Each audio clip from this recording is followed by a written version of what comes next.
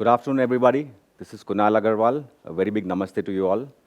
I'm here to talk about a subject which is not very fondly talked about in schools. It's nothing to do with academics. It's more about sport.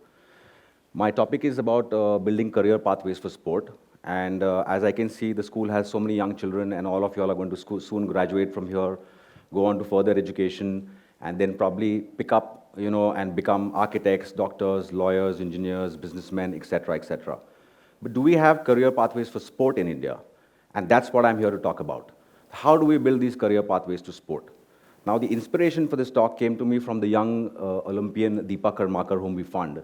And when I met her for the first time, I asked her, Deepa, what is it that you did to get to the Olympics and, get there and, do so many things that, nobody could have done? She actually told me that, sir, when I was young and when I was training, I did not have even 500 rupees in my pocket to pay for the gymnastics fees, for the gymnasium where I would go and train and do all my vaults and somersaults and practices. And she said my father was really struggling, and she used to actually take lifts from truck drivers to get to these places and, perform and, try and do her exercises and all her work. Finally, she told me that, she actually had to go to the level where she had to borrow her father's second-hand, broken scooter and place it and practice her jumps and somersaults on top of that. That's how she came to the Olympics. And she told me that, sir, if we have a career pathway for sport, just like we have, to become architects, doctors, lawyers, engineers, imagine how many athletes we can produce. There is no dearth of, talent in India. Because of our foundation that we fund so many athletes, we've looked at so many athletes.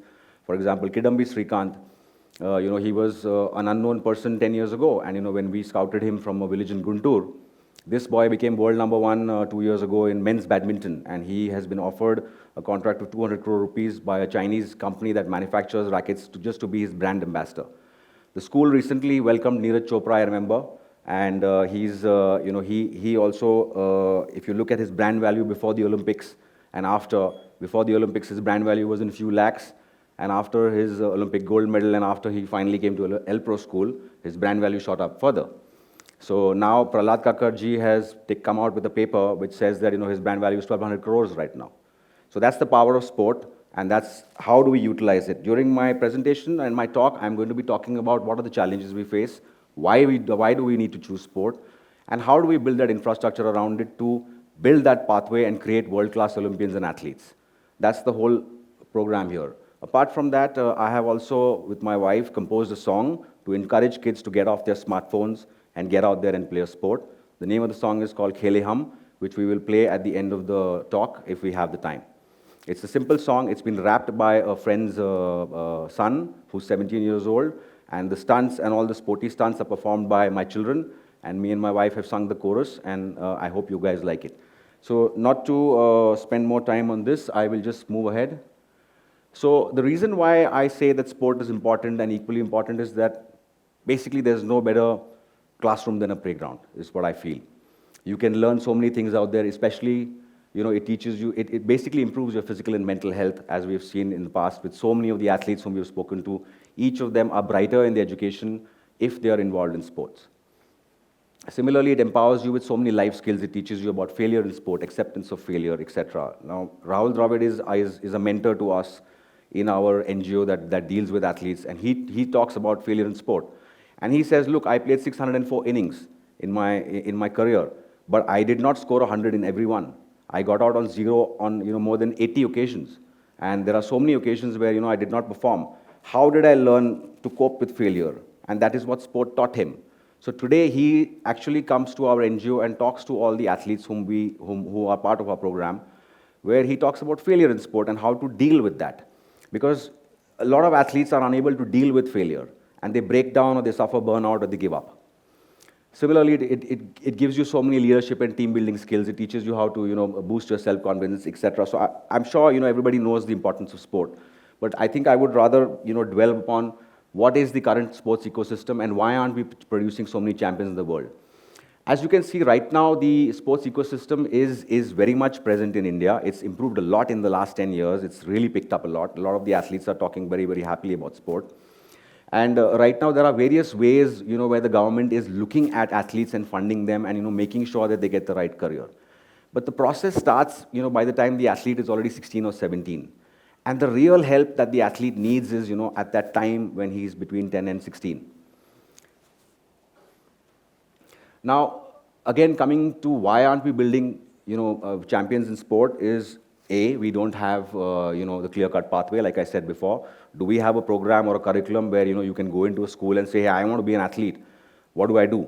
The school will say, okay, enroll in my school, get educated first, and we'll think about that later. That's the typical structure that we have today across the world. It's not just India. We have lack of world-class infrastructure. If you look at the kind of facilities that other countries have, we are lacking in that. The parental mindset in India has always been, kheloge kudoge to banoge kharab. You should always try and study first. First education, baki sab ho gaya hai, pad liya, likh liya, everything is done. After that, if you have time, go and play something. That's the parental mindset typically, and that's happened with me in my life as well. Because when I was a kid, I was good in sports, but there was no system or there was no pathway then. My parents didn't have a choice. They said you have to get educated further and go ahead with your education and finish that and do your and run the family business or whatever you want to do, but you have to get educated first. Leave sport alone for now because there were no careers there. And 30 years later, when I look at it, I see that things have still not changed. We still don't have a clear-cut pathway for sport. We have lopsided focus on academics, where there's a lot of focus on academics.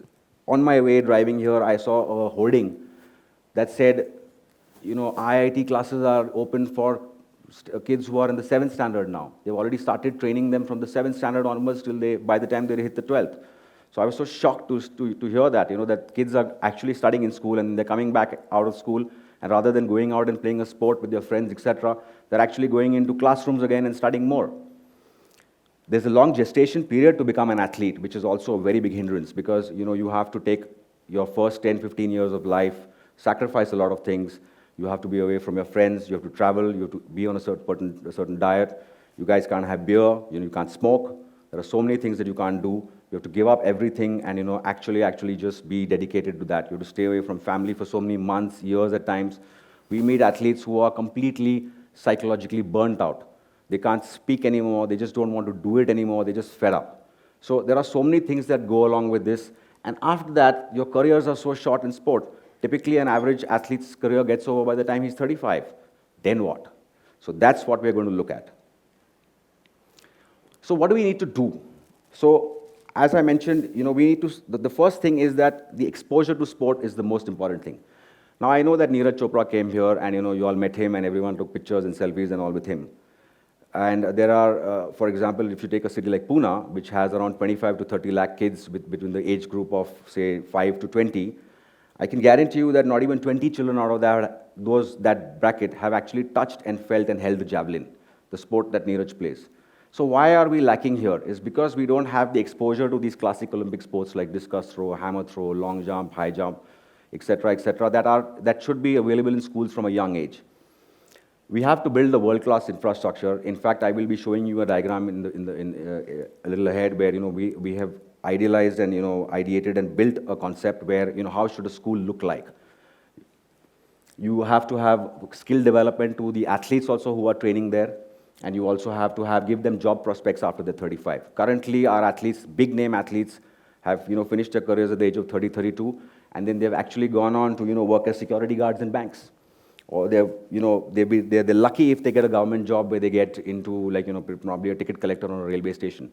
That's how bad it is for athletes, and that's why I think parents, I wouldn't blame them for not trying to choose sports as a career for the children right now in India.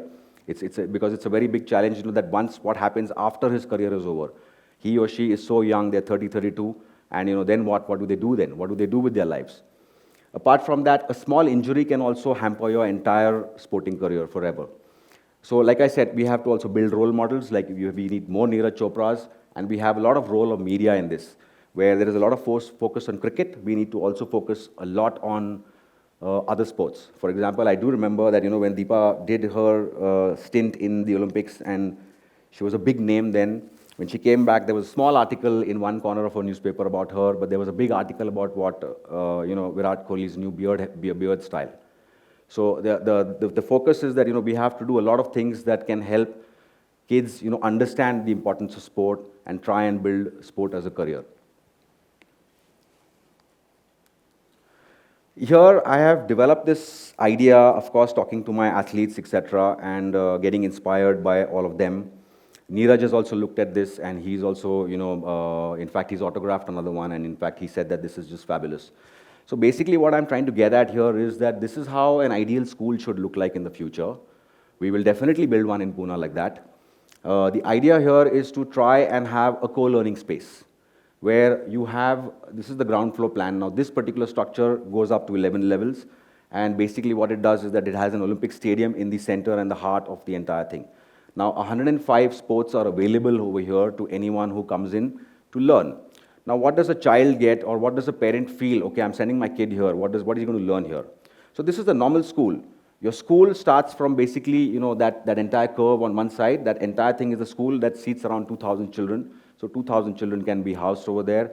This is a boarding concept where children come in and they get educated. They can still become doctors, lawyers, engineers, architects, whatever they want at the end of it, at the end of their time at the school.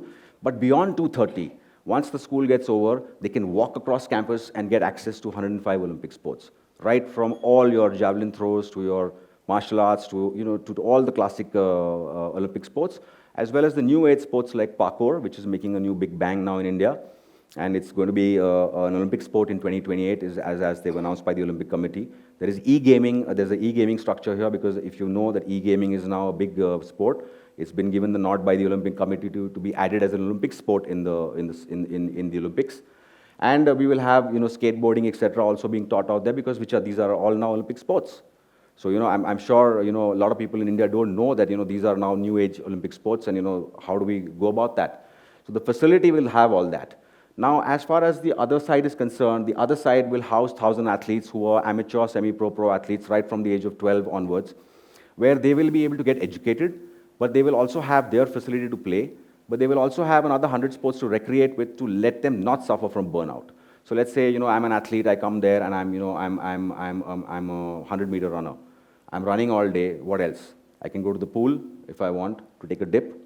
I can go and to the gym, if I want. I can buy my equipment here through my sports retail store over here. And there is a sports university that will educate him and skill him, so that by the time he's 30, 35 and graduates from this place, he has a job. He has an option to build a career around sport, because he's not qualified enough. He's sacrificed education as a child. So that's what's happening with most of our athletes. So the athlete who comes here, he gets access to his sport, other sports to play. He gets access to sports science, high-performance targeting centers over here. He can do his blood and dope samples over here. He can do everything over here under one roof, and at the same time get educated, because no athlete spends more than 5 hours a day in training. Beyond that, we're telling him that, okay, after 5 hours, what do? You can come and take up a diploma program in sports journalism, take up a diploma program in sports psychology, take up something in sports marketing, do something in sports business. You can learn sports journalism in your own language. Rather than, suffering or, becoming a, something that you don't want to at the end of your sporting career, where you have so much of energy and you have so much to contribute to corporate life, you can get into these jobs while you're there. While you're studying there, you don't waste your time. You can get skilled over there.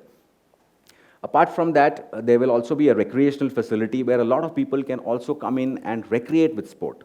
Because everyone is not going to be a champion. Everyone's not going to be a world number one. There's only one world number one in every sport. But how do what do you do with the rest of the people? The point I'm trying to make here is that, choose sport, choose life, make sport a part of your lives, get off your smartphones, and try and, inculcate sport in your daily lives. That's what I want to say here. Apart from that, the facility will also have data collection, where, a lot of data collection will be done from children as well as, people of all ages. There will be cross-learning between athletes, because there will be different athletes of different sports coming here and sharing experiences and notes on different tournaments, different kinds of equipment, different kinds of shoes, different kinds of, stuff. And the purpose of the school would be to try and identify and segregate kids in terms of their skills. So usually, typically, by the time a child is 10 or 11, you can come to know whether that child is good at aquatics or, winter sports or summer sports. In summer sports, is he good at track and field? Is he good at boxing? Is he good at martial arts? Is he good at gymnastics? All those things can be done only if we expose these kids to all these sports. Now, today, what does a typical child in Pune do? He goes to school, he plays for half an hour in school, and when he comes back, His parents are, one of his parents is there or somebody is there at home who will change him, feed him, and send him off for maybe another educative class, an academic class, or probably he'll just go to a sports class, which will be a one-off sports class where there is no pathway forward. Okay, he's going and playing there, that's great, but what he or she is going to do after that? Who's going to scout him? Who's going to talent him? Who's going to pick him? Who's going to give him the sports psychology? Who's going to give him the nutrition? That is what this facility looks to do in the future, where it will, by the time the kids are in the 4th standard, it will say, okay, hey, these 100 kids are good at aquatics, these 100 kids are good at, discus throw, or, throwing something, or running, or jumping. We'll be able to segregate those kids like that. So the whole idea of the school is to try and expand the base of that pyramid so that we get more and more kids on the conveyor belt who are into sport and, who can, build careers with it. Having said that, I would like to just quickly end by playing a song that we have made, and I hope you guys like it. And of course, if there are any questions, I'll be happy to take them if that's allowed. Otherwise, we can always do it later. So thank you very much for this, and you can play the song.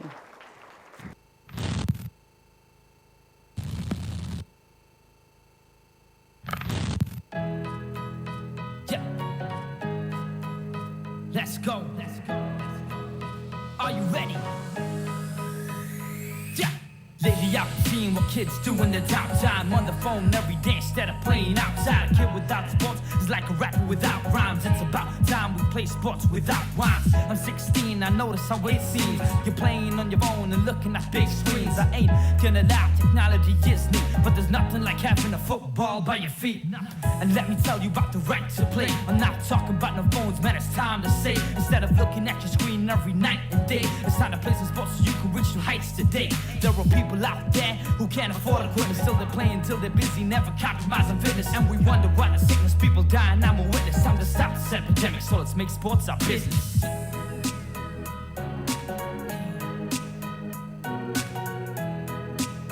Let's play, let's play. खेले हम देखे दुनिया अपना दम. खेले हम आओ मिलके खेले हम. दिल में है जोश ये रोके ना रुकेंगे हम. खेले हम आओ मिलके खेले हम. Never played a game. Yeah. Now we got kids who ain't never played a game, and I know it sounds cliche, but it's all about the games we gotta play.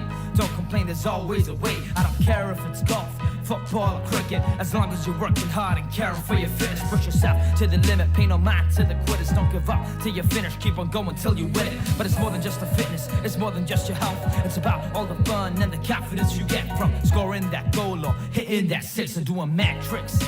Getting all those hat tricks helps your confidence, man, it helps your concentration. Exactly what we need in this great sovereign nation. Everyone's in a hurry, ain't no time for play. But when you grow up with sports, damn, you'll be sure to make it. Yeah.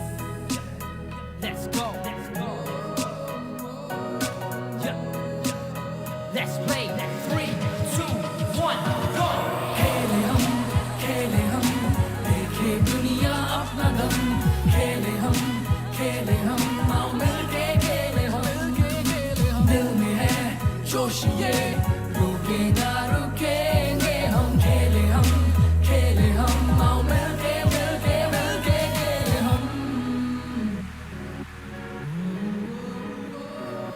पढ़ोगे लिखोगे बनोगे नवाब. खेलोगे कूदोगे बनो लाजवाब.